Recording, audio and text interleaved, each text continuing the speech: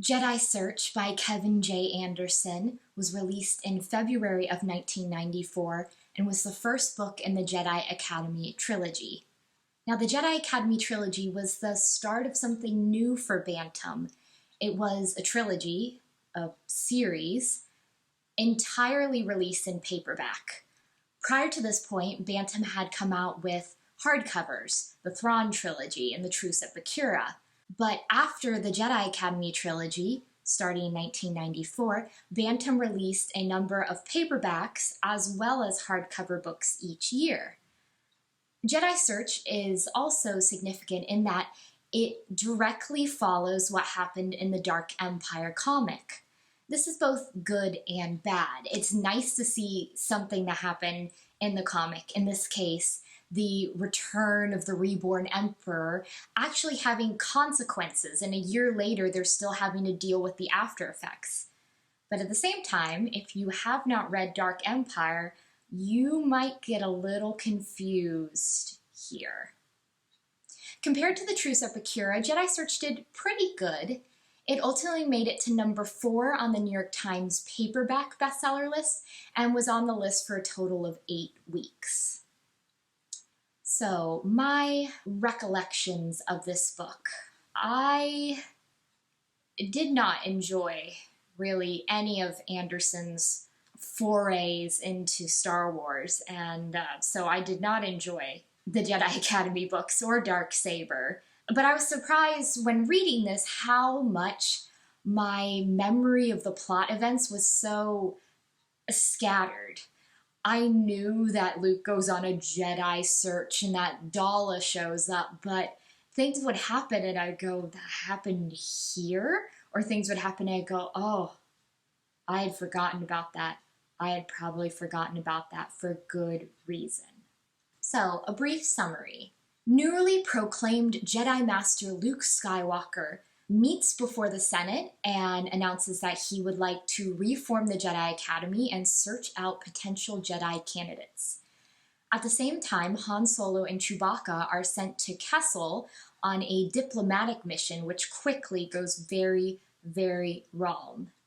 And hidden in the Maw cluster, Admiral Dala waits for word from Grand Moff Tarkin to finally unleash the Empire's newest superweapon on an unsuspecting galaxy. So, first and most importantly, the Princess Leia costume count. This is going to join the Zahn books in not really having any descriptions of what she's wearing. Towards the beginning, she comes to her apartment, changes out of her diplomatic clothes into something else, but we don't get a description of what those clothes look like. And then at another point in the story, when she's showing Gantoris what Dantooine looks like, she is wearing a robe. That's it.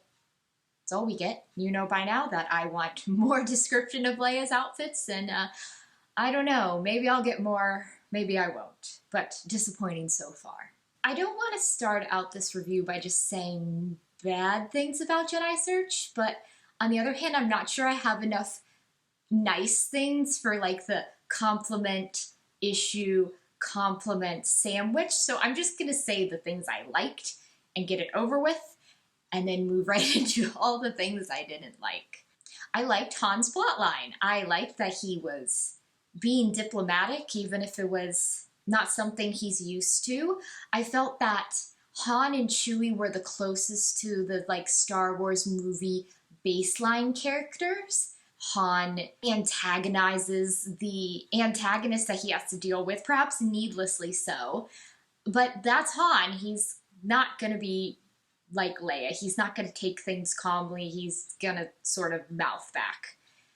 And even when it looked like there was no escape from the mines, had no way they could have gotten out, Han was still plotting and scheming and trying anything, and it felt very in character for him. At the same time, I enjoyed that he was going on a mission with Chewbacca. It felt like in some of the previous books, the authors wanted Chewbacca there, but weren't quite sure what to always do with him, so he was paired off with other people or just not really around. But here, he's with Han, and I enjoyed that. I mean, Han's his best friend. He owes him a life debt. Of course he'd go around with Han. Luke was weird in this book. I know that he's dealing with the after effects and the trauma and the guilt from what he did during the Dark Empire comic, but he comes off as remote and withdrawn and very cold almost in a way, which is not what you would expect from Luke Skywalker.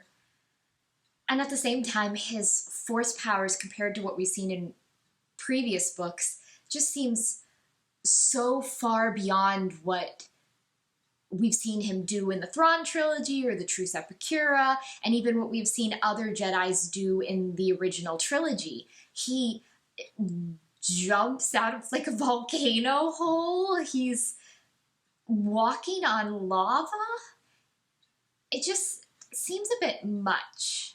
I guess that's my issue with Jedi Force powers, is that I've always thought of the Force more as like intuition and, you know, that voice in your head, you know, use the Force, Luke, and he uses the Force to get the perfect shot in.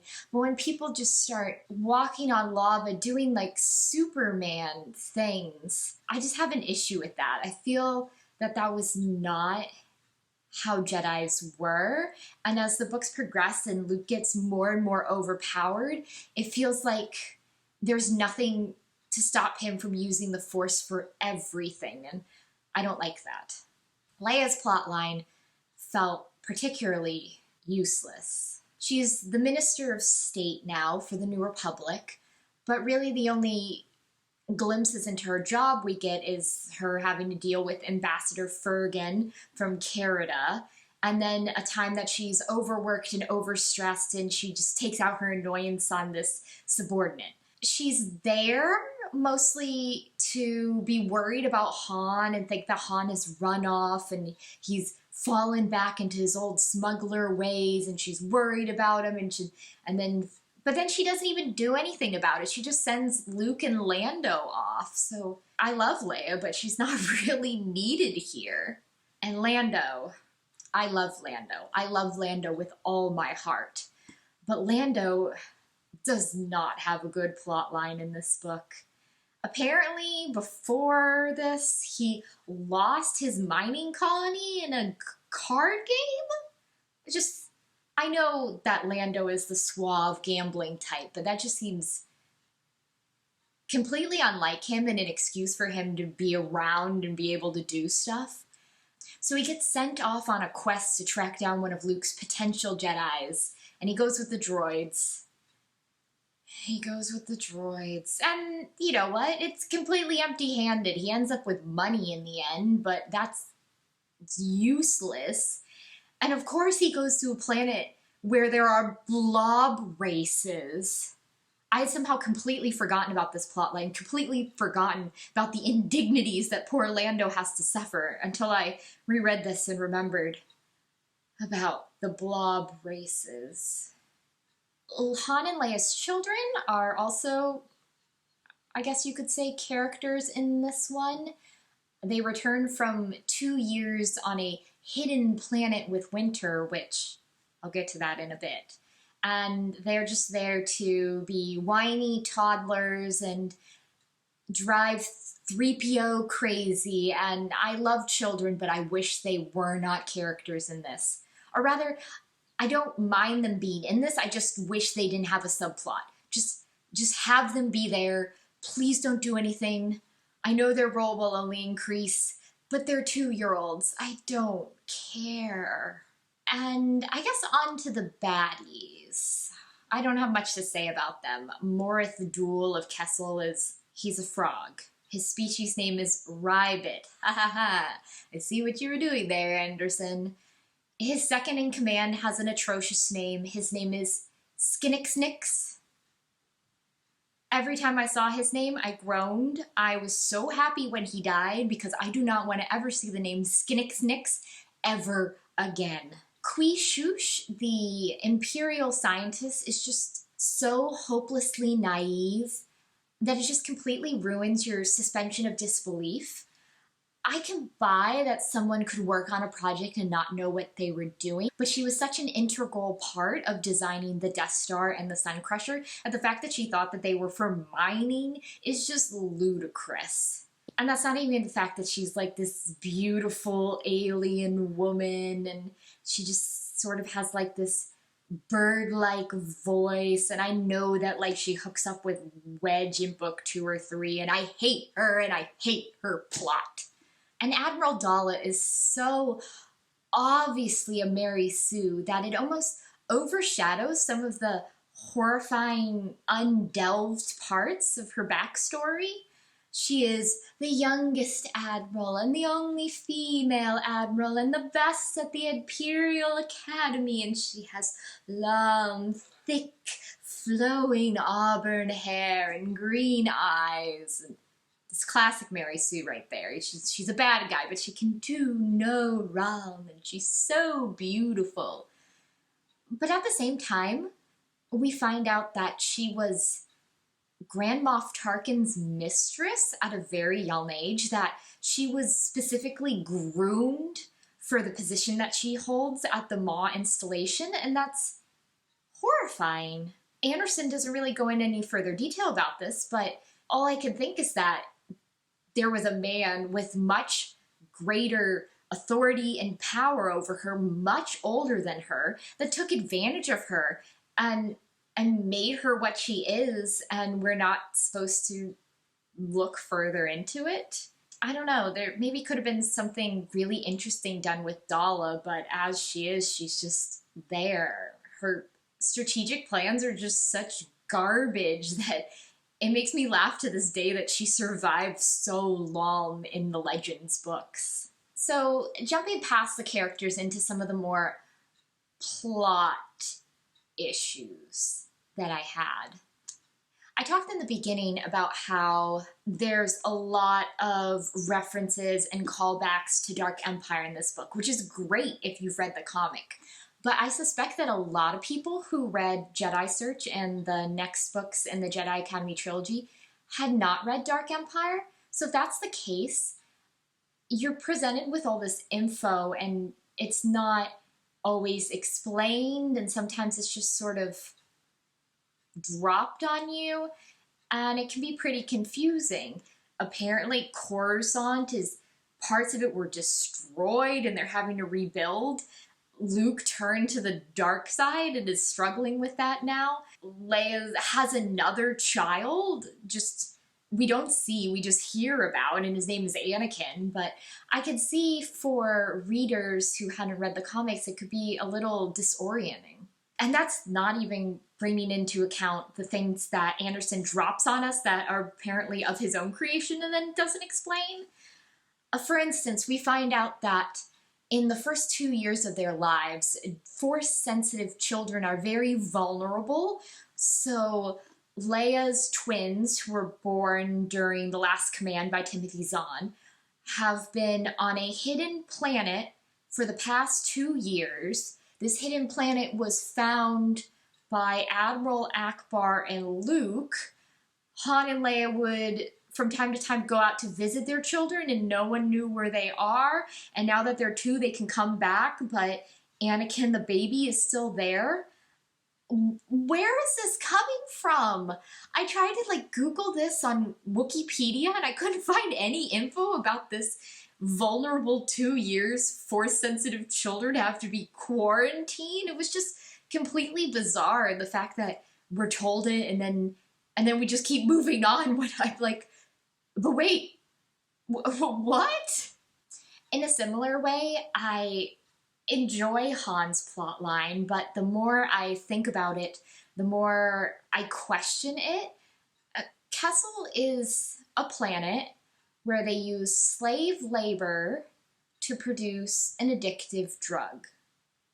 Why does the New Republic want to be on good terms with them or join them? I would think that slavery plus drugs would equal something that the New Republic wants no part of.